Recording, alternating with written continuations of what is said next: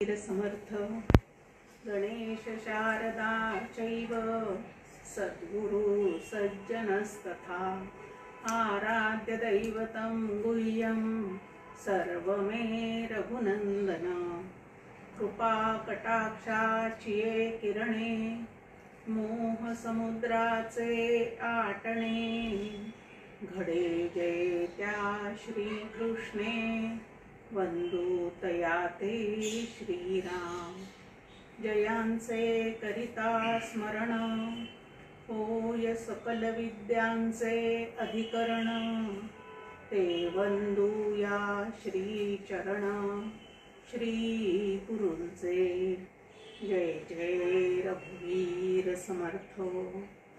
ओम सहना भवतु सहनौ भुनक्तु सह वीर्यं करवावहि तेजस्विनावधीतमस्तु मा विद्विषावहै। ओम शांति शांति शांति। आनंद योगी परमपूज्य डॉक्टर काका, श्रद्धेय मंदाताई या उभयतांना मनपूर्वक वंदन करते आणि चित्ताची शांती करून श्रवणासाठी जमलेल्या सर्व श्रोत्यांना मनपूर्वक अभिवादन करते। मागच्या वेळेला आपण त्रिविध तापांची शांती कशी करून घ्यायची ते पाहिलेलं आहे आणि शांत झालेल्या अंतःकरणाने आता उपनिषदातले विचार जे आहेत ते ग्रहण करण्याचा आपण प्रयत्न करणार आहोत। उपनिषदातलं जे तत्वज्ञान आहे ते वाचलं आणि सोडून दिलं, ऐकलं आणि सोडून दिलं, बोललं आणि ऐन वेळेला विसरलं ह्या पद्धतीचं असू नये असं डॉक्टर काकांचं सांगणं आहे। तर अत्यंत खोलवर हे विचार रुजल्याशिवाय ते आचरणामध्ये येणार नाहीत आणि म्हणून अत्यंत तत्परतेने सर्वांगाचे कान करून ह्यातील जे तत्वज्ञान आहे ते ऐकण्याचा आपण उभयपक्षी प्रयत्न करूयात। कृष्ण यजुर्वेदातील कठ शाखेतील जो ज्ञानकांडाचा भाग आहे त्याला कठोपनिषद असं म्हणतात। ह्यात 2 अध्याय इथं आपल्याला अभ्यासायचे आहेत। अध्याय 2 असून त्यामध्ये वल्ली मात्र 3 आहे, म्हणजे प्रत्येक अध्यायात 3-3 असे 6 प्रकरण किंवा 6 वल्ली तुम्हाला आम्हाला या ठिकाणी अभ्यासायच्या आहेत। आता सुरुवातीला एक 6 ओव्यामध्ये डॉक्टर काकांनी संबंध भाष्य या ठिकाणी मांडलेलं आहे की या उपनिषदामध्ये नेमकं आपल्याला काय अभ्यासायला मिळणार आहे, तो कोणाचा संवाद आहे आणि हे श्रवण कोणी करावं ह्या पद्धतीचा जो भाग आहे तो या ठिकाणी आपल्याला ऐकायचा आहे। जो ब्रह्मविद्येचा आचार्य यम पिता जयाचा सूर्य नचिकेता श्रेष्ठ आर्य वंदू तयाते, की सुरुवातीलाच ब्रह्मविद्येचा आचार्य असणारे श्री गुरुपदावर आरूढ असणारे असे यमदेव जे आहेत की ज्यांचा पिता सूर्य आहे त्यांना वंदन केलेलं आहे आणि त्यांना आत्मज्ञानासंबंधीचे प्रश्न विचारून तुमच्या आमच्या कल्याणाचा मार्ग ज्यांनी प्रशस्त केलेला आहे त्या नचिकेताला सुद्धा या ठिकाणी वंदन केलेलं आहे। संसार बीजाचे विशरण तोची नाश असे संपूर्ण आणि ब्रह्मविद्येचे दर्शन जेणे होई। रामरक्षेमध्ये आपण म्हणतो की भर्जनम भव बीजानाम, संसार बीजाचं जे मूळ आहे ते म्हणजे वासना आणि त्या वासनेचा संपूर्ण नाश होऊन हे ब्रह्मदर्शन जे आहे ते तुम्हाला आम्हाला होऊ शकतं। पंचक्लेशांचे अवसाधन तयांची शक्ती होई क्षीण ऐसी ही अग्निविद्या जाण उपनिषद रूप, की 5 क्लेश म्हणजे 5 प्रकारचे त्रास जे तुम्हाला आम्हाला होतात ते त्रास सुद्धा यातील जी अग्निविद्या आहे ब्रह्मविद्या आहे ती ऐकल्याने श्रवण केल्याने आणि आचरणात आणल्याने क्षीण होत जाते।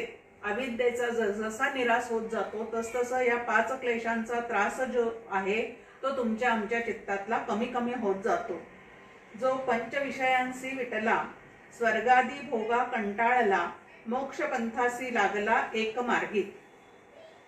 ब्रह्मविद्या शिकण्याचा अधिकार कोणाला आहे ते या ओबीमध्ये आपल्या समोर मांडणी केलेली आहे की 5 विषयांचा तर ज्याला वीट आलेला आहेच आहे, पण स्वर्गापर्यंतचे जे सुख आहेत त्या सुखोपभोगाला सुद्धा जो कंटाळलेला आहे आणि त्या सर्वाचा चित्तातून त्याग करून मोक्षपंथाने जाण्याचा ज्याचा पूर्ण निश्चय झालेला आहे असा जो कोणी आहे तो ही उपनिषद विद्या ऐकण्याचा अधिकारी आहे.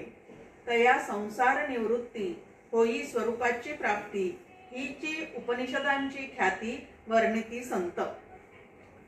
विवेक आणि वैराग्याशिवाय हे ज्ञान जे आहे ते टिकत नाही आणि चित्ताला धारण सुद्धा करता येत नाही. जे विवेकाची भाषण येणती वैराग्याची शिवन देखती ते कैसे निमज जाणती ईश्वराते असं ज्ञानेश्वरी मधली सुद्धा ओवी आपल्या समोर आहे. इथं सुद्धा म्हटलेलं आहे की संसाराविषयीची आसक्ती ज्याच्या चित्तातून पूर्णपणे निवृत्त झालेली आहे त्याला स्वस्वरूपाची प्राप्ती जी आहे ती होऊ शकते.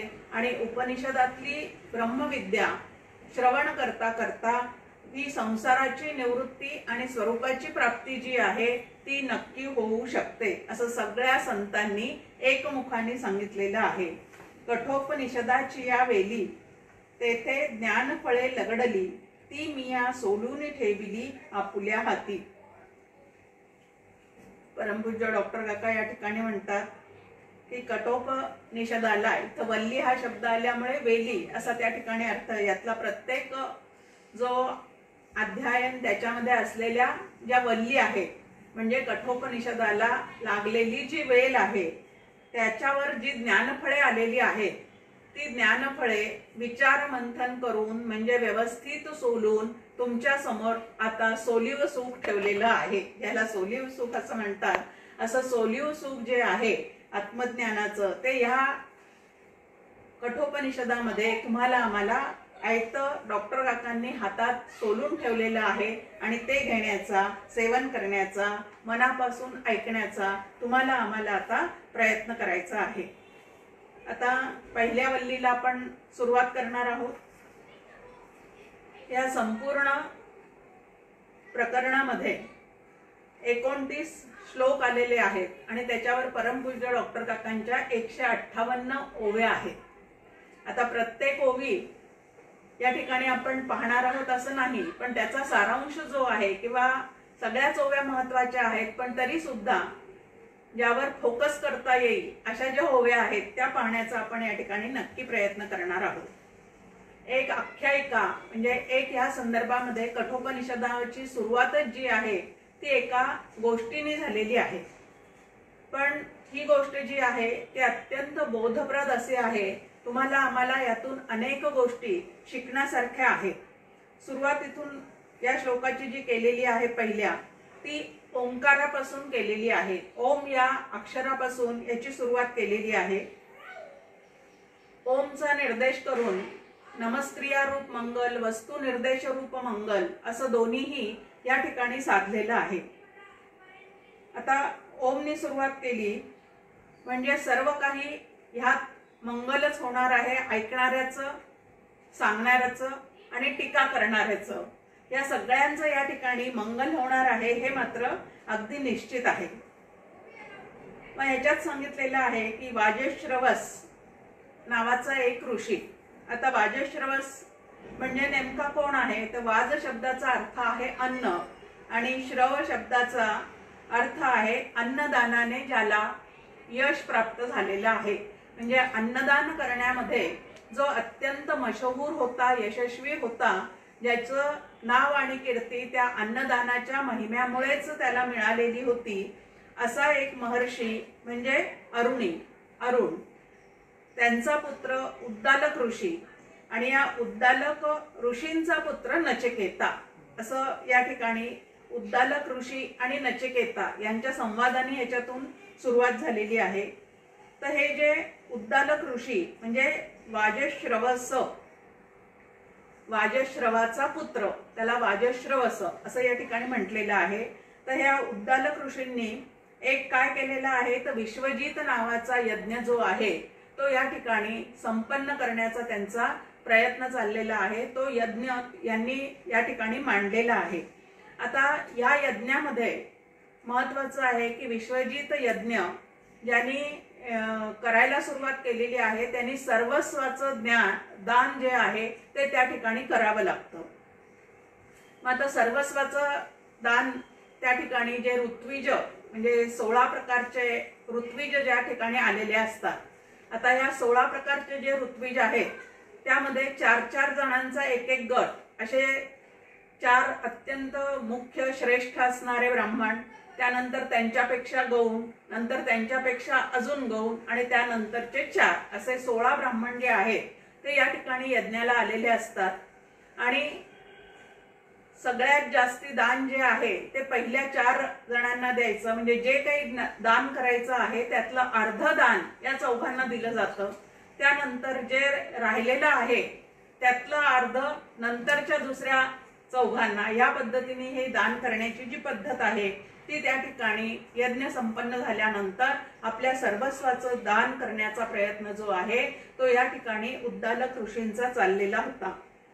आता हे दान देताना पूर्वीच्या काळी गोधनाला अत्यंत महत्त्व होतं की गोधन जे आहे, आता हल्ली FDR वगैरे आपल्या बँकेत असतात, पण पूर्वीच्या काळी पुत्रालाही धन म्हणतात, स्त्रीलाही धन म्हणतात, त्यानंतर सुवर्णालाही धन, सुवर्णधन, गोधन या पद्धतीने धनाचे अनेक प्रकार आपल्याला माहिती आहेत पूर्वीच्या काळचे।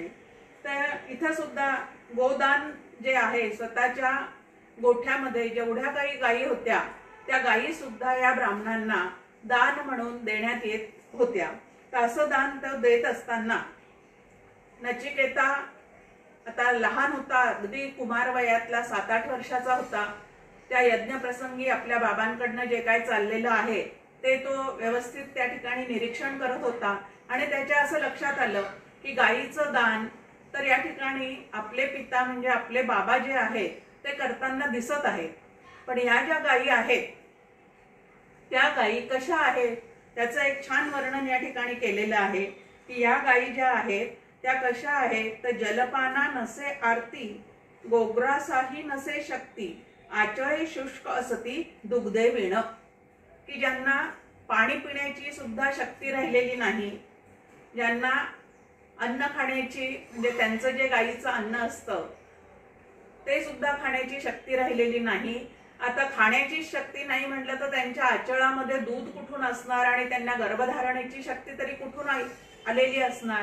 तर अशा ज्या आहेत की ज्यांचा काहीच खरोखरी उपयोग नाही अशा गायी आपले वडील ह्या ब्राह्मणांना देत आहेत, हे ज्या वेळेला त्याच्या लक्षात आलं त्यावेळेला अत्यंत आस्तिक बुद्धीचा असणारा, त्यानंतर आपल्या वडिलांचं खरोखरीच हित साधलं जावं असं ज्याच्या मनामध्ये आहे त्या नचिकेताला हे वडिलांचं दान देणं बघून मनामध्ये अत्यंत वाईट वाटलं की अशा ज्याला भाकड गायी म्हणतात, छान शब्द आहे की भाकड गायी, की ज्या आता म्हणजे वासरांना जन्म देऊ शकणार नाहीत आणि ज्या कधीही दूध देऊ शकणार नाहीत, ज्यांना स्वतःलाच खाण्यापिण्याची शक्ती राहिलेली नाही, त्या गर्भधारण कसं काय करणार आणि त्या दूध सुद्धा कशा काय देणार।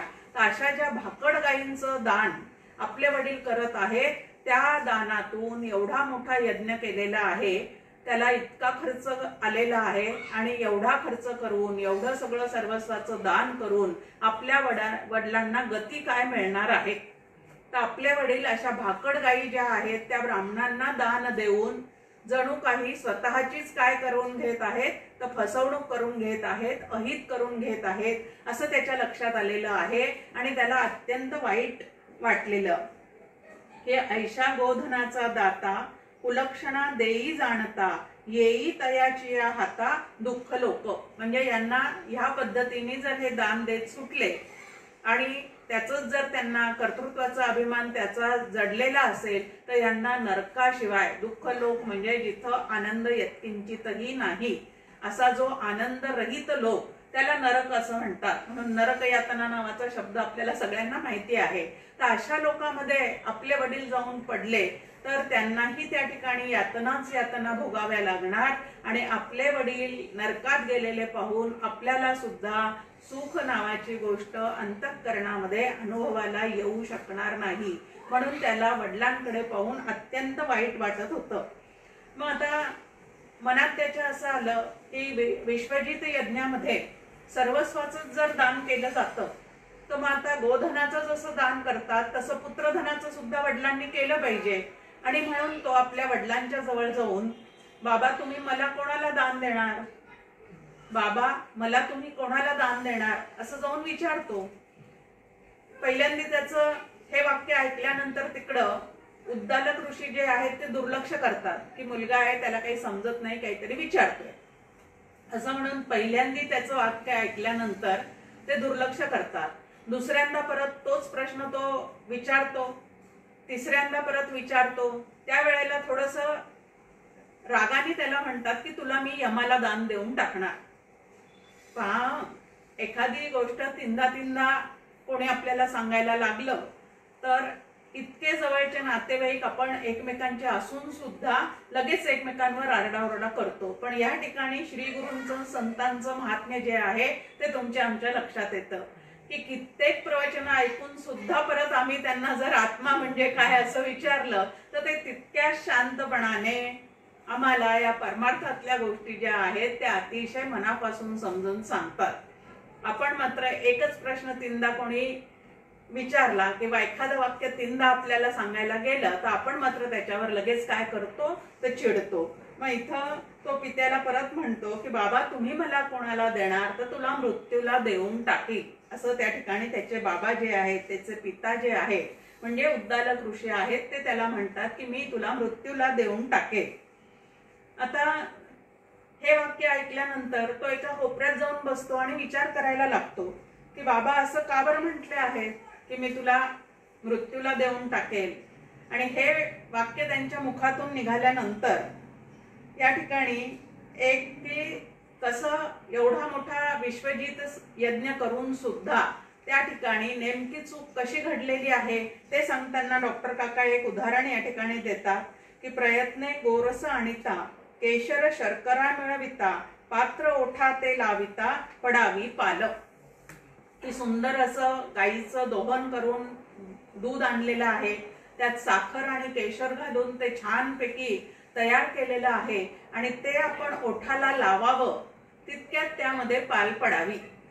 आपण म्हणतो की अन्नाचा घास घ्यायला आणि माशी त्याच्यासोबत तोंडात जायला. पंचपक्वान्नाचं ताट समोर भरलेलं आहे, त्याचं ग्रहण करणार तो त्याच्यावर बसलेली माशी सुद्धा त्या घासासह जेव्हा तोंडात जाते त्यावेळेला जी परिस्थिती निर्माण होते तशी जणू काही इथं उद्दालक ऋषींची आता सद्यस्थितीत झालेली आहे. की यज्ञ तर खूप छान मांडलेला आहे, ऋत्विज जेवढे बोलवायचे तेवढे बोलवलेले आहेत, दान करण्याचा प्रसंग चाललेला आहे, पण ते दान देताना मात्र वर्म चुकलेलं आहे. समर्थ किती सोप्या भाषेत आपल्या समोर सांगतात, उत्तम पदार्थ दुसऱ्यास द्यावा. की जे जे काही चांगलं आहे ते आपण दुसऱ्याला दिलं पाहिजे, पण नेमकं दानाच्या नावाखाली मात्र जे आपण वापरणार नाही, ज्याचा आपल्याला त्याग करायचा आहे ते आपण दुसऱ्यांना देऊन टाकतो आणि त्या दातृत्वाचा अभिमान मात्र आपण बाळगत राहतो. आता दान देणाऱ्या वस्तू डॉक्टर काका गमतीने नेहमी सांगतात की सत्यनारायण ची पूजा मांडलेली आहे त्यावेळेला ज्या सुपाऱ्या ज्या खारका त्या ठिकाणी तो ब्राह्मण घेऊन जाणार आहे ते आपण कुठल्या क्वालिटीचं आणतो, तो उत्तम पदार्थ दुसऱ्यास द्यावा. तो ब्राह्मण सुद्धा हे कार्य करण्यासाठी स्वतःचा वेळ खर्ची घालून स्वतःच्या वाणीची शक्ती त्या ठिकाणी वापरून आपल्यासाठी काहीतरी मंत्र जागर वगैरे करणार असतो. पण त्या ब्राह्मणाला देताना सुद्धा आपला भाव जर शुद्ध आणि चांगला नसेल आणि जे दान द्यायचं आहे ते जर उत्तम तऱ्हेचं नसेल तर आपल्याला त्या पूजेचं काय फळ मिळणार आहे. मग डॉक्टर काका म्हणतात तसं मग देव आपल्याकडे बघेल का बघून घेईल. आता देवाने आपल्याकडे कृपा दृष्टीने पाहावं असं वाटत असेल तर जे काही दान वगैरे द्यायचं आहे ते सुद्धा एकदम चांगल्या पद्धतीचं उत्तम असणारं, जे मला आवडतं ते इतरांना देण्याचा प्रयत्न करावा. का जे मला आवडत नाही ते दान देऊन टाकायचं, मी दान केलं असं मिरवत राहायचं आहे, ह्याचा विचार जो आहे तो या ठिकाणी आपण करायलाच पाहिजे. म्हणजे अत्यंत पूर्वीपासून अशी जी काही लबाडी चाललेली असते दान देण्यामध्ये ती आपल्या समोर इथं मांडलेली आहे. निदान हे ऐकल्यानंतर तरी इथून पुढे फार तर कमी द्यावं पण जे देतो ते उत्तम द्यावं, हा जो भाग आहे तो तुम्हाला आम्हाला या ठिकाणी खूप शिकण्यासारखं आहे। मग आता असे जर आपले बाबा हे देत राहतील तर त्याला वाईट वाटलं म्हणून त्यांनी विचारलं आणि वडिलांनी उत्तर दिलं, तुला मी मृत्यूला देऊन टाकेल असं म्हटल्यानंतर त्याच्या मनात एक असा प्रश्न आला आणि तो विचार करायला लागला की बाबा एकदम मृत्यूलाच मला देऊन टाकेल असं का बरं बोलले, एखाद्या ब्राह्मणाला दान करून देईल, तुला दत्तक देऊन टाकेल असं सुद्धा त्यांना म्हणता आलं असतं। पण चिडल्यावर आपण सुद्धा म्हणजे कित्येक ठिकाणी आपण असं ऐकतो, मुलं ज्या वेळेला खूप त्रास देतात आणि कामाच्या मध्ये मध्ये येतात तेव्हा त्या बाईची इच्छा नसून सुद्धा मर मेल्या तिकडं असं ती म्हणू शकते। या पद्धतीने इथं काहीतरी त्या उद्दालक ऋषींचं सुद्धा झालेलं असणार की तो हा मध्ये मध्ये येतोय, आपल्याला ज्ञान शिकवतोय एवढा लहान असून, असं वाटून काहीतरी मनामध्ये क्रोधाचा विचार निर्माण झालेला आहे आणि त्या भरामध्ये त्यांची वाणी नको ते बोलून बसलेली आहे की तुला मृत्यूला देऊन टाकेल। आणि पित्याचं हे बोलणं ऐकून तो एका कोपऱ्यात विचार करायला लागला नचिकेता की आपले बाबा असं का बोलले असतील। मग तो विचार करतो की शिष्य म्हणा किंवा पुत्र म्हणा यांचे 3 प्रकार असतात। शिष्य किंवा पुत्र यांचे 3 प्रकारचे हे शिष्य किंवा पुत्र असतात। मग कसे आहेत ते, एक उत्तम आहे, एक मध्यम आहे आणि तिसरा जो आहे तो अधम आहे। आता उत्तम पुत्र किंवा उत्तम शिष्य हा कसा असतो, यांच्या 3 श्रेणी या ठिकाणी आपल्याला समोर ठेवलेल्या आहेत। तो उत्तम जो आहे तो कसा असतो, तर आपले श्री गुरु किंवा वडील किंवा आपल्या घरातले जे थोर माणसं आहेत त्यांच्या मनातलं ओळखून त्यांना प्रसन्न करण्यासाठी म्हणून आपलं सगळं बाजूला ठेवून त्यांना जसं आवडेल त्या पद्धतीने वागणारा त्याला उत्तम पुत्र किंवा उत्तम शिष्य या पद्धतीने म्हटलेलं आहे। आता मध्यम जो शिष्य आहे किंवा पुत्र आहे तो कसा असतो, तर आज्ञा केल्यावर आज्ञा पालन करणारा, की स्वतःच्या मनाने तर तो काही त्यांच्या प्रसन्नतेसाठी झटत नाही, पण आपल्या वडिलांनी किंवा आपल्या श्री गुरूंनी एखादी आज्ञा जर केलेली असेल तर ती आज्ञा पालन करण्याचा मात्र तो अत्यंत मनापासून प्रयत्न करतो, याला मध्यम असं म्हटलेलं आहे। मग आता अधम कसा राहिलेला आहे, तर आज्ञा करून सुद्धा एक तर स्वतःच्या मनात या थोरा मोठ्यांना प्रसन्न करण्यासाठी काहीतरी केलं पाहिजे असं येतच नाही, पण आज्ञा केल्यानंतर सुद्धा त्या आज्ञेचं पालन न करणारा, आज्ञाभंग करणारा असा हा अधम म्हटलेला आहे। आता हे सगळं ऐकल्यानंतर एक गोष्ट म्हणून आपण हे सोडून नाही द्यायचं, तर मी समजा शिष्य झालेली असेल, शिष्या झालेली असेल तर या तिन्हीपैकी मी कशा प्रकारची आहे ह्याचा विचार जो आहे तो आपण आपल्या ठिकाणी इथं करायचा आहे। मग नचिकेता म्हणतो की यातला जो उत्तम आहे तो आणि मध्यम शिष्याला किंवा पुत्राला आज्ञा केल्यावर ते आज्ञा पालन करण्याचा जो धर्म आहे तो तर आपण आजपर्यंत पालन करत आलेले आहोत। वडिलांच्या प्रसन्नतेसाठी त्यांना जे जे आवडेल ते करण्याचा आपण प्रयत्न केलेला आहे। काका आपल्याला एका काव्यात सांगतात, कर्म करावे जे देवा आवडे, देवाला जे आवडतं ते आपण करण्याचा प्रयत्न करणे, त्याला उत्तम शिष्य, उत्तम भक्त, उत्तम पुत्र असं म्हणता येतं। मग आता ह्या पद्धतीने आजवर आपलं जे काही जीवन चाललेलं आहे ते ह्या पद्धतीचं चाललेलं आहे। आपण उत्तम आणि मध्यम असणाऱ्या त्या शिष्यासारखं किंवा पुत्रासारखंच आजवर आपण वर्तन केलेलं आहे।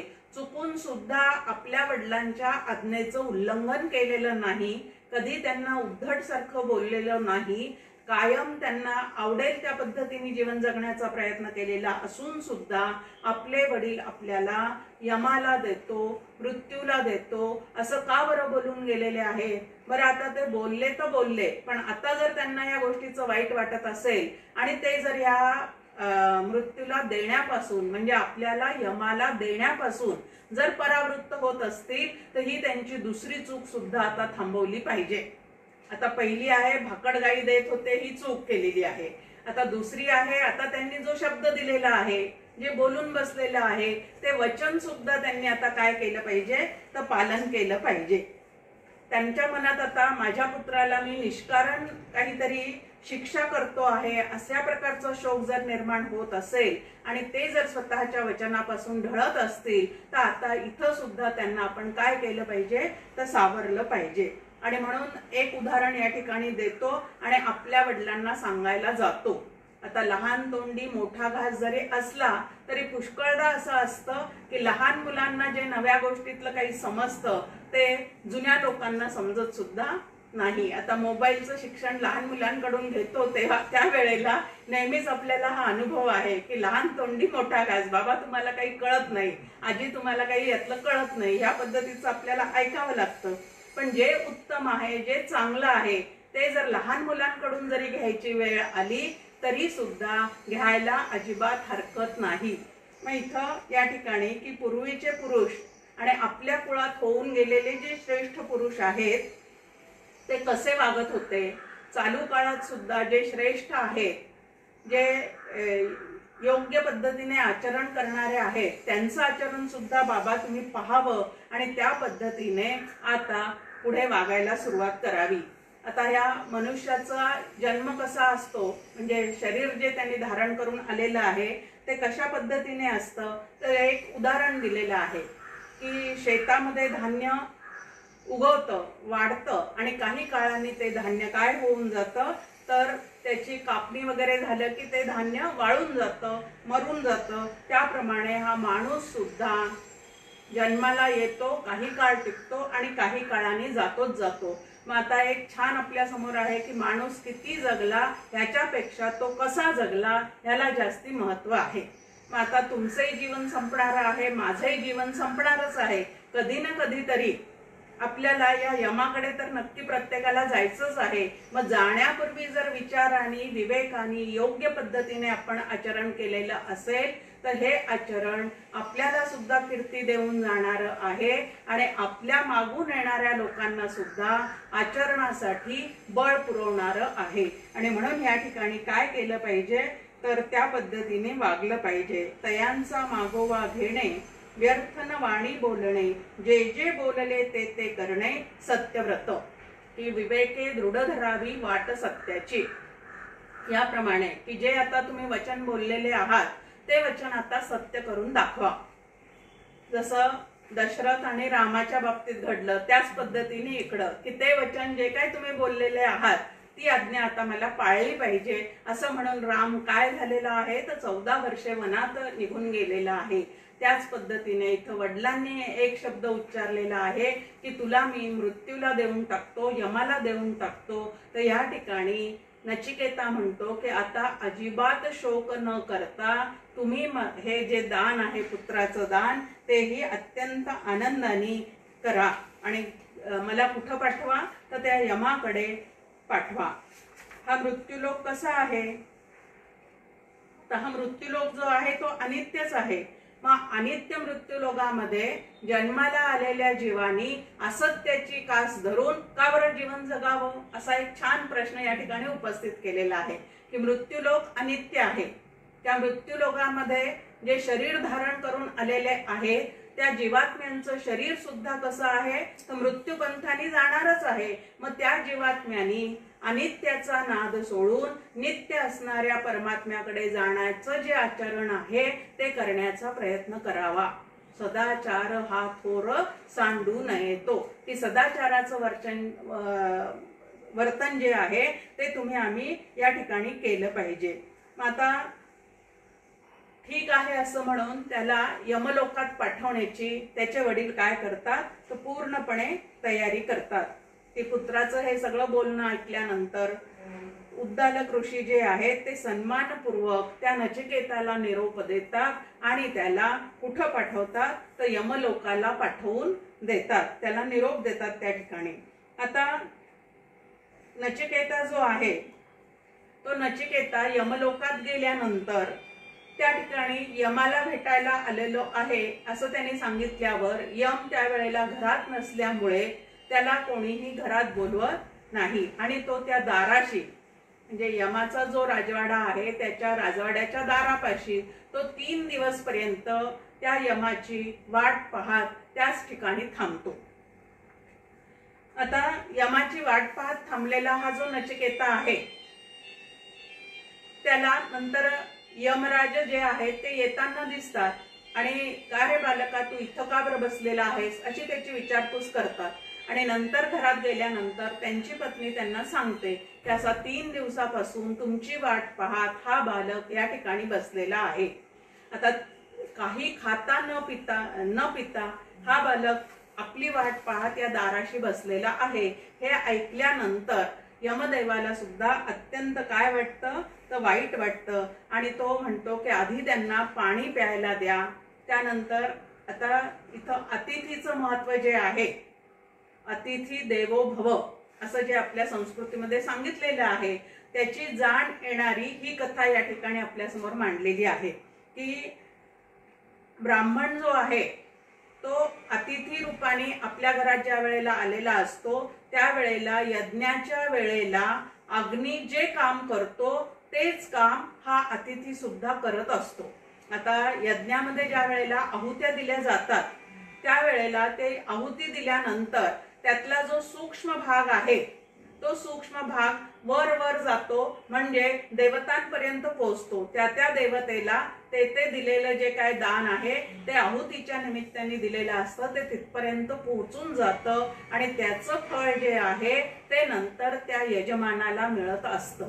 मग अतिथीची सुद्धा जर योग्य प्रकारे सेवा केलेली असेल, तो घरात आल्यानंतर त्याला हातपाय धुवायला पाणी देणे, त्यानंतर चहा पाणी विचारणे, त्यानंतर त्याची झोपण्याची खाण्याची पिण्याची व्यवस्था करणे, हे गृहस्थाश्रमातल्या लोकांनी अवश्य केलंच पाहिजे. आता पूर्वीच्या काळी तिथी न पाहता आलेला तो अतिथी असं समजत असत. आता पूर्वीच्या काळी काही फोन नव्हते, मोबाईल नव्हते. आता तुम्ही घरी आहात का, आम्ही येऊ का असं विचारण्याची सोय पण नव्हती. त्यामुळे अचानक आलेला जो त्याला अतिथी असं म्हणत असत. पण आता अचानक कोणी येत नाही, पण फोनवरून जर कोणी आपल्या घरी येण्याची चौकशी केली तर निदान आम्हाला आता वेळ नाही असं तरी उत्तर आम्ही देऊ नये. भलेही आपल्याला खूप पंचपक्वान्नाचा नैवेद्य करून त्यांना देता येत नसेल, पण निदान पिठलं भाकरी तरी, पिठलं भात तरी, चहा तरी, सरबत तरी काहीच नसेल तर घरी येणाऱ्याच्या हातावर किमान साखर तरी घालण्याची जी पद्धत आहे ती पद्धत टाळून चालणार नाही. मग अतिथी सुद्धा हा ब्राह्मण रूपाने आपल्या घरात आलेला असतो आणि अग्नी जे कार्य करतो तेच कार्य हा अतिथी सुद्धा करत असतो. हे जे आहे ते या ठिकाणी यमदेवांनी समजून सांगितलेलं आहे. ते म्हणतात की ज्याच्या घरात अतिथी उपाशी राहतो त्या मूर्ख पुरुषाच्या सर्व ज्ञात अज्ञाताच्या प्राप्तीच्या इच्छा, प्राप्तीनंतरचे फळ, मधुर भाषणाचे फळ, यज्ञादी इष्ट व उद्यानादी पूर्त कर्माची फळे, पुत्र, पशु इत्यादी सर्व व्यर्थ होतात. आता अतिथी पूजन नाही केलं किंवा अतिथी आल्यावर कपाळावर आठ्या पाडल्या आपण तर त्याचा परिणाम काय आपल्याला भोगावा लागणार आहे ते या श्लोकाच्या माध्यमातून आपल्या समोर इथं ठेवलेलं आहे की जिथं आता 2 भाग आहेत.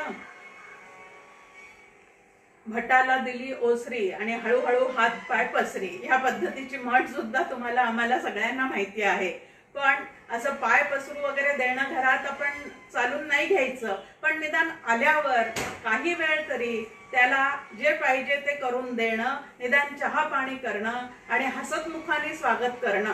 आता अतिथी धर्मामध्ये एक महत्वाचं आहे की कपाळावर आठ्या पाडून घरात या म्हणणं आणि हसतमुखाने या म्हणणं, ह्यामधला जो फरक आहे आपणही व्यवहारात पाहतो. तेव्हा आम्ही त्यांच्या घरी गेलो ना की कपाळाला आठ्याच पडलेल्या असतात म्हणून त्यांच्या घरी जावंसच वाटत नाही.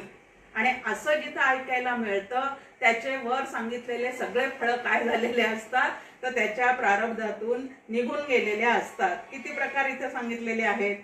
एक आता ज्ञात आशा. आता ज्ञात आशा म्हणजे काय आहे ते इथं काकांनी आपल्या समोर ठेवलेलं आहे की हिरक मोतियांच्या खाणी सहसा न दिसती नयनी, असाव्या आपल्या सदनी ती ज्ञात आशा.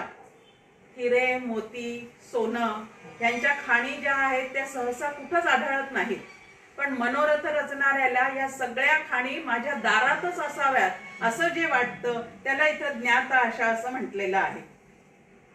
तर अशा आशा जरी चित्तात असल्या तर कधीतरी दैवयोगाने एखाद्याची ती पूर्ण सुद्धा होऊ शकते, परंतु अशा आशांचं फळ सुद्धा अतिथीचं जो पूजन करत नाही त्याला ते कधीही प्राप्त होणार नाही.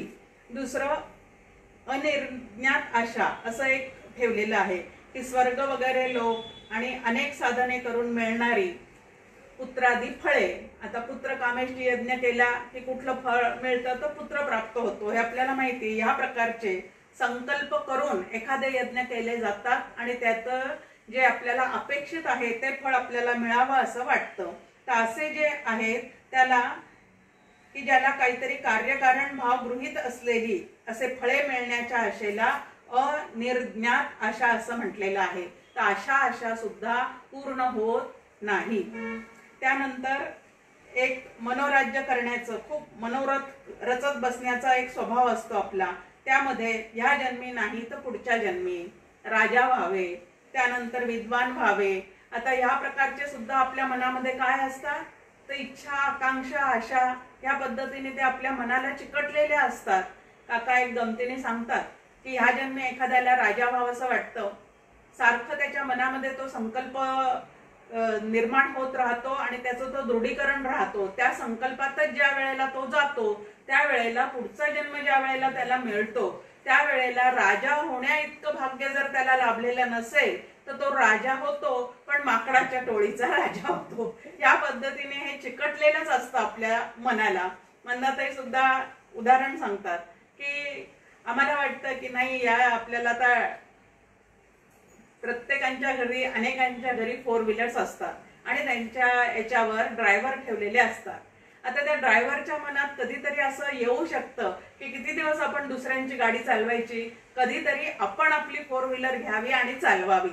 आता हा संकल्प जसा दृढ होत जातो त्याच्या मनामध्ये तसं ते पक्क चिकटून बसतं चित्ताला आणि मृत्यूच्या समयी जर हाच संकल्प असेल तर परत त्याला पुढचा जन्म मिळाल्यानंतर गाडी पाहिजे, गाडीत फिरवायला पाहिजे, आपली पाहिजे असं सारखं मनात येत असताना परत जर तितका पैसा जमलेला नसेल तर परत कोणाच्या तरी गाडीवर ड्रायव्हर म्हणून बसतो. त्या ड्रायव्हर होण्याचं सुद्धा भाग्य त्याच्या चित्तात लिहिलेलं नसेल तर कुत्रा होतो आणि त्या गाडीत बसतो. एकूण गाडीत बसायची जी इच्छा आहे ती त्याच्या चित्तामध्ये मात्र तशीच राहिलेली असते.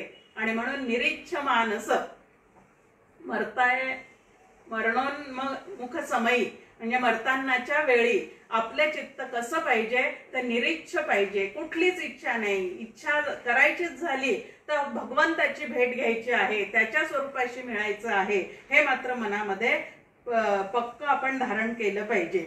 ते इथं म्हटलेलं आहे ह्या प्रकारच्या आशा ज्या आहेत त्या आशांना मिळणारं जे फळ आहे ते सुद्धा अतिथीचं पूजन जर केलेलं नसेल तर ते आपल्याला मिळू शकत नाही, म्हणजे त्याची प्राप्ती आपल्याला कधीही होऊ शकत नाही. दुसरं सांगितलेलं आहे की यज्ञ कर्म करून काही इष्ट कर्म केलेले असतात तर काही पूर्त कर्म केलेले असतात.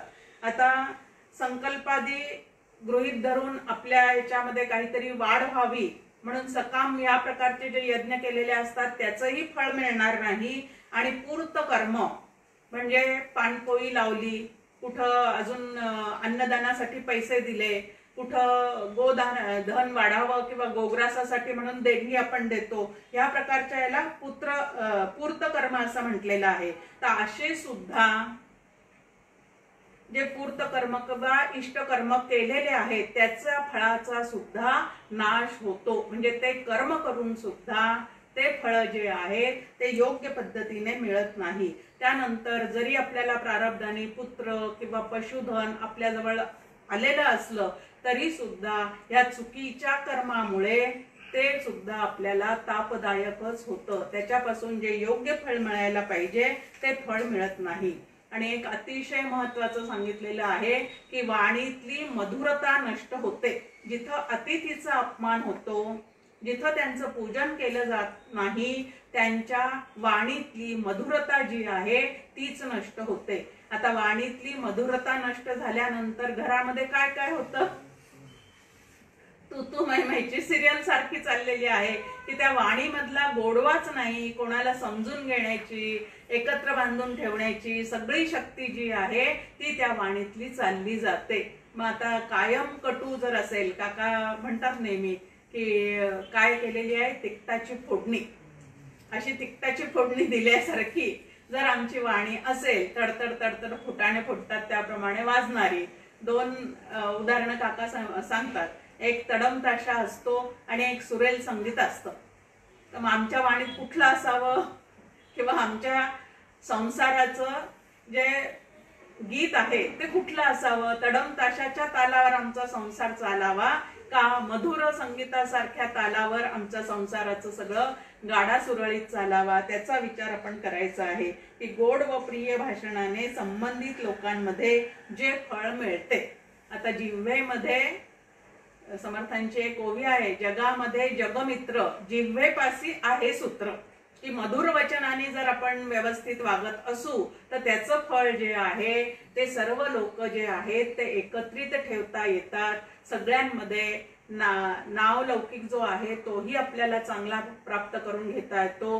पण वाणी जर कठोर असेल तर कोण्या एका प्रसंगे घात करी स्वये आपुला, असं समर्थांनी पण त्याचं फळ दासबोधामध्ये सांगून ठेवलेलं आहे. आणि वर्षभर आपण वेडवाकडं वागतो, मग ते वेडवाकडं वागलेलं कधीतरी संपून जावं म्हणून तिळगुळासारखे सण जे आहेत ते आपल्या ठिकाणी आहे. की वर्षभर माझ्याकडनं काही चूक झाली असेल, आता हल्ली सॉरी म्हणतात आणि मोकळं होतात, पण तिळगुळाची आपली जी प्रथा आहे ती तेवढ्यासाठी आहे की एकमेकांना तिळगुळ द्या आणि ह्याच्या पुढे तरी आता परत असं कठोर वाणीने मी कधीही बोलणार नाही असा निश्चय करा. कारण कठोर वचनी त्याला राक्षसी क्रिया असं समर्थांनी नाव ठेवलेलं आहे. राक्षस म्हणजे काय, दोन शिंग आलेला, खूप वेडावाकडा दिसणारा असं नव्हे, तर ज्याचा आचार विचार उच्चार हे सगळंच भरकटलेलं आहे तो त्या ठिकाणी राक्षस असू शकतो. आणि म्हणून ते सुद्धा सगळं नष्ट होतं.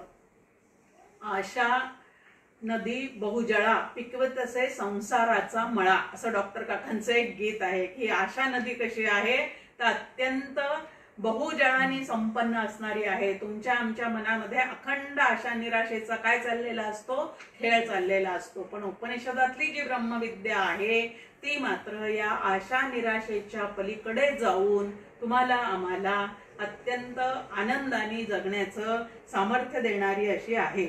आणि म्हणून इथं म्हटलंय की दारिद्र्य असो वा वैभव, भोजनाची वेळ असो वा नसो, घरात अडचण असो वा नसो, पण अतिथीचं पूजन जे आहे ते मात्र जसं जमेल तसं घरात जे असेल ते देऊन तुम्ही आम्ही काय केलं पाहिजे तर केलंच पाहिजे. आणि म्हणून अतिथीचं स्वागत केलं पाहिजे. अतिथीला मनापासून अन्न काय केलं पाहिजे, पूर्वीच्या काळी पद्धत होती की जेवायला बसताना घराचे दरवाजे उघडे ठेवले जात असत, आणि आता फ्लॅटचे दरवाजे जे आहे ते मात्र जेवणाची वेळ आली की बंद केले जातात. आणि म्हणून या ठिकाणी यमदेव त्याला म्हणतायत की परिपूर्ण होवावया तुष्ट, वर मागे तीन जे इष्ट, जे उपवासाचे कष्ट निवारण्यासी. की मी घरात नसल्यामुळे आणि माझ्या घरच्या लोकांनी तुझी व्यवस्थित दखल न घेतल्यामुळे तू 3 रात्र उपाशी राहिलेला आहेस, आणि या अतिथीला उपवाशी ठेवलं तर त्याचं काय फळ मिळतात ते आता तुझ्या समोर मांडून ठेवलेलं आहे. तर मला आता प्रायश्चित्त म्हणून ह्याचं काय करायचं आहे तर ह्याच्यातून बाहेर पडायचं आहे, आणि तुला संतुष्ट होण्यासाठी तुझा उपवास सुटावा म्हणून मी तुला आता 3 वर तू मला मागून घे असं सांगतो आहे. कशासाठी तर ह्याचे जे कष्ट आहेत, जे आता चुकीचं फळ मला मिळणार आहे त्याच्यातून मला आता बाजूला पडायचं असेल तर मला काहीतरी प्रायश्चित्त घेतलं पाहिजे, तर मी तुला 3 वर माझ्याकडनं देऊ करतो. आता जो मी तुला वर देतो असं म्हणतो त्याच्याजवळ ते सगळं असलंच पाहिजे. आता यमदेव कसे आहेत, खूप महत्वाचं एक शिकवण या ठिकाणी कठोपनिषदामध्ये आपल्या समोर आहे. यमदेव म्हटलं की पहिल्यांदा आपल्याला काय होतं, घाबरायला होतं. यमदेवाचं नाव सुद्धा कधी आपण जाणीवपूर्वक घेत नाही, परंतु यमदेव हे सुद्धा एक आध्यात्मिक गुरु होते. हा दृष्टिकोन जर त्यांच्याकडे ह्या उपनिषदाच्या माध्यमातून जर आपण विकसित केला तर या यमदेवांकडे पाहण्याचा दृष्टिकोन सुद्धा तुमचा आमचा बदलू शकतो. उपनिषदांचा अभ्यासच कशासाठी करायचा आहे तर जगाकडे पाहण्याची दृष्टी, त्यानंतर संबंधितांकडे पाहण्याची दृष्टी, आपल्या जीवनात येणाऱ्या घटना परिस्थिती त्यांच्याकडे पाहण्याची दृष्टी जी आहे ती आपली बदलून घ्यायची आहे. दृष्टिकोन बदलण्याचा प्रयत्न करण्यासाठी ब्रह्मविद्येचा अभ्यास आहे. यातून दुसरं तिसरं आपल्याला काहीही साधायचं नाही, हे आपण लक्षात घ्यायचं आहे.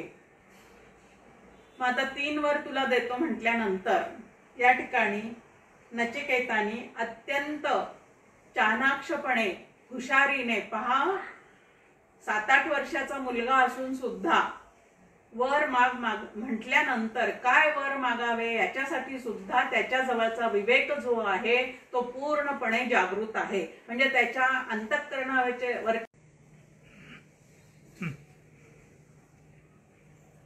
3 वर माग असं ज्या वेळेला यमदेवांनी सांगितलं त्यावेळेला पहिला वर जो मागितलेला आहे नचिकेतानी तो की आपणाकडून मी ज्या वेळेला परत जाईल म्हणजे परत मृत्यू लोकामध्ये जाईल त्यावेळेला परत गेल्यानंतर माझ्याकडे पाहण्याचा दृष्टिकोन जो आहे तो सर्व नातेवाईकांचा वडिलांचा पूर्वीसारखाच असावा.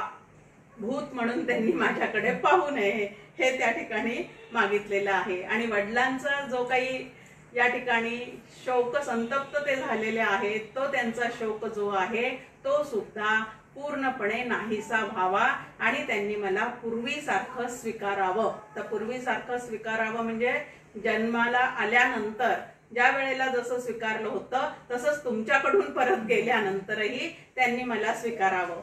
आता या ठिकाणी एक महत्वाचं डॉक्टर काका आपल्याला सांगतात की या ठिकाणी बाकीच्या चौकशा अजिबात करायच्या नाही की खरंच यमलोकातून कोणी असा व्यवस्थित परत माघारी येतो का, आल्यानंतर त्याला सगळेजण तसं स्वीकारू शकतात का, कारण मंथुनी नवनीता तैसे घे अनंता हे या ठिकाणी लक्षात ठेवायचं आहे आणि या ठिकाणी होय म्हणायचं आहे. ह्याच्यातून आपल्याला शिकायचं एकच आहे की यमदेवांची भीती न बाळगता ते सुद्धा गुरु आहेत. एक तर त्यांनी नचिकेताला सुद्धा पूर्ण ब्रह्मविद्येचा उपदेश केलेला आहे आणि सावित्रीला सुद्धा त्यांनी पूर्ण ब्रह्मज्ञानाचा उपदेश जो आहे तो केलेला आहे. मग या ठिकाणी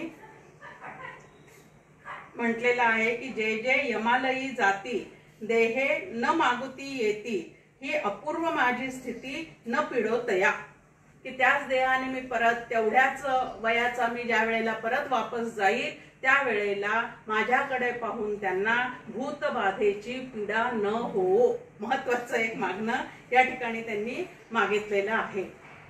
आणि म्हटलेलं आहे की तो शांत संकल्प हो पहिल्या वराने, की पहिल्या वराने काय आहे तर माझ्याविषयीची जी चिंता त्यांच्या अंतःकरणाला लागून राहिलेली आहे ती चिंता ती काळजी तो शोक पूर्णपणे त्यांचा दूर व्हावा आणि ते पूर्वीसारखेच परत माझ्याशी वागू देत. हा अत्यंत महत्वाचा असा वर या ठिकाणी मागितलेला आहे ज्याला व्यावहारिक सुखाचा एक उपाय असं आपण म्हणू शकतो की एक व्यावहारिक सुखासाठी काय पाहिजे ते या ठिकाणी त्यांनी यमदेवांना मागणी केलेली आहे की पहिल्या वराने त्यांनी परत आपण माघारी जाणार हे पण निश्चित केलेलं आहे आणि वडिलांनी आपल्याला तसंच स्वीकारलं पाहिजे हे दुसरं त्या ठिकाणी मागणी केलेली आहे. आणि तिसरी वडिलांच्या चित्ताचा संतोष जो आहे तो परत त्यांना तसाच प्राप्त होऊ दे.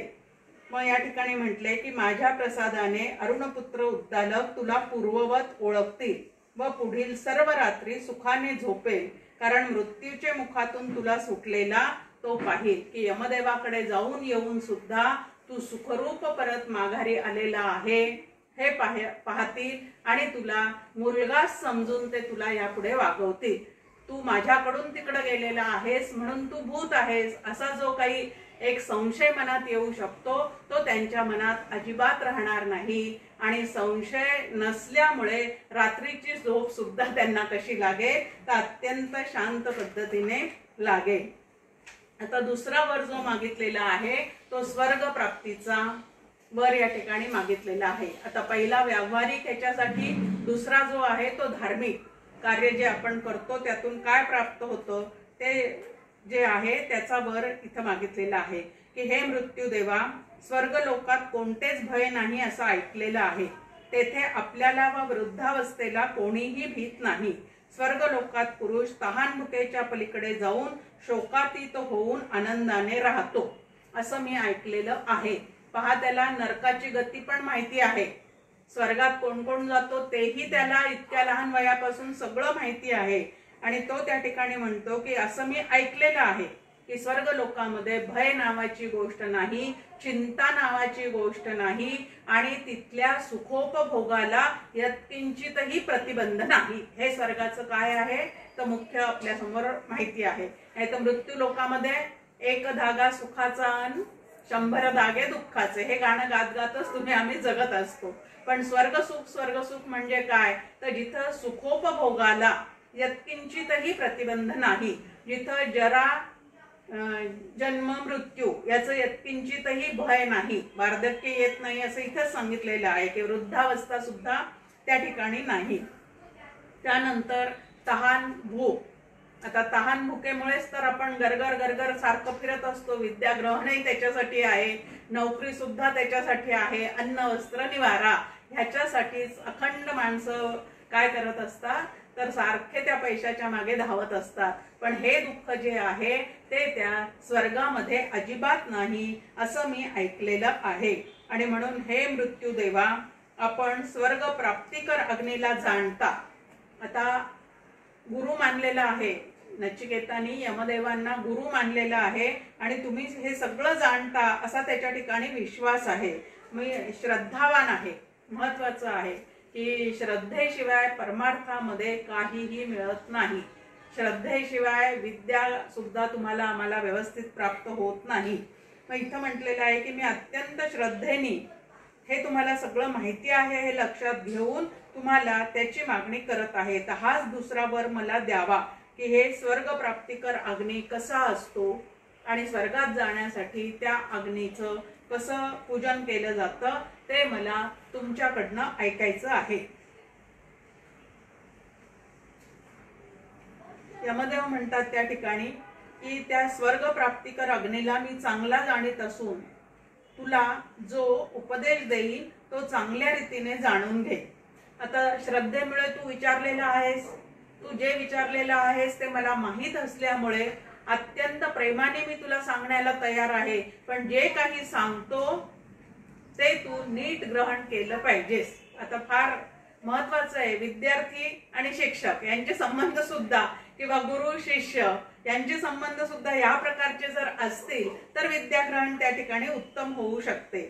आणि म्हणून तो अग्नी अनंत लोकांची प्राप्ती करून देणारा व त्यांचा आधार असून तो बुद्धिरूपी गुहेत आहे असे जाण. कारण बुद्धीद्वारेच काय केलं जातं तर विद्या प्राप्त केली जाते. आणि म्हणून तो शुद्ध बुद्धीने जाणून घेण्याचा तू काय कर तर प्रयत्न कर. तेव्हा यमराजाने त्या अधिकारण असणाऱ्या अग्नी त्या म्हणजे तो यज्ञ करण्यासाठी काय काय लागतं तर त्या विटा कशा लागतात, त्या मांडायच्या कशा असतात, त्याचे मंत्र कुठले आहेत, ही जी अग्निविद्या आहे ती पूर्णपणे नचिकेताला जशीच्या तशी त्यांनी शिकवलेली आहे. आणि त्यानंतर नचिकेताची परीक्षा घेण्यासाठी की मी सांगितलेलं तू व्यवस्थित ऐकलेलं आहेस की नाही हे जाणून घेण्यासाठी त्यांनी त्याला सांगितलेलं आहे की आता मी जे तुला शिकवलेलं आहे ते जसंच्या तसं परत मला म्हणून दाखव. आता तो एक पाठी होता म्हणून ठीक आहे, आपल्यासारखे 10 पाठी असतील तरी ती विद्या जशीच्या तशी आपल्याला परत सांगता येणार नाही. पण त्यांनी मात्र ते जसेच्या तसं पूर्णपणे त्यांना म्हणून दाखवलेली आहे. आणि अत्यंत ज्याला विद्या शिकवलेली आहे त्यांनी त्या विद्येत पारंगत होऊन जर जसेच्या तशी श्री गुरूंना म्हणून दाखवलेली असेल तर कुठले श्री गुरु आनंदित होणार नाही हो. या ठिकाणी यमदेव जे आहेत ते सुद्धा अत्यंत आनंदित झाले आणि त्यांनी पुरस्कार म्हणून अजून एक वर जो आहे तो त्या ठिकाणी या नचिकेताला दिलेला आहे. आणि शिवाय विविध रंगांची अशी एक रत्नमाळा सुद्धा त्याला त्या ठिकाणी बक्षीस म्हणून दिलेली आहे. आणि सांगितलेले आहे की इथून पुढे जे या स्वर्ग प्राप्तीसाठी हा अग्नियज्ञ करतील त्याला त्रिणाचिकेत अग्नीचे 3 वेळेला चयन करणारा मनुष्य म्हणजे माता पिता आचार्य या तिन्ही बरोबर संयोग पाहून जन्ममृत्यूचे पलीकडे जातो. तसेच ब्रह्मोत्पन्न ज्ञानी व स्तुती योग्य देवतांना जाणून त्यांच्या अनुभव रूप अत्यंत शांतीला प्राप्त होतो. आणि म्हणून आता ह्याच्या पुढे या स्वर्गला जाण्यासाठीची जी विद्या आहे त्याला त्रिणाचिकेत अग्नी म्हणूनच त्याची काय होईल तो ओळख पटेल. तुझ्याच नावाने हा अग्नी आता ओळखला जाईल. आता तिसरा जो वर आहे तो आपण पुढच्या मंगळवारी पाहण्याचा प्रयत्न करू. जय जय रघुवीर समर्थ.